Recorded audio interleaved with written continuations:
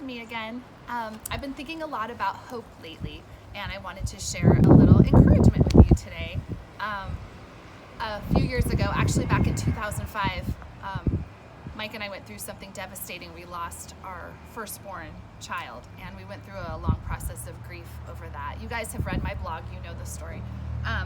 But people just poured in so much love and help for us during that time. And I remember they gave us a lot of books. And at the time, I remember counting, I was given 18 books on grief and how to deal with that. And one book was on hope. And I remember going through the stack one day, and I think I'd read like 3 books on grief. And I was like, you know what? I don't want to read 18 books on grief. And I grabbed the one on hope because it was, for me, I was at a place where it was like I needed something positive to think about. I had kind of lost my hope in God and stopped believing that He was actually there or was going to hear my prayers. And I grabbed this little book on hope that someone, a total stranger, had given me. And it started filling me up with the possibility that things are going to be okay. And I realized hope is such an important thing. And so I also was thinking a lot about in the Bible where Jeremiah, this prophet, goes through all these horrible things. You can look it up, but in Lamentations, it's almost like a poem. He says it like this: I'll never forget the trouble, the utter lostness, the taste of ashes, the poison I've swallowed.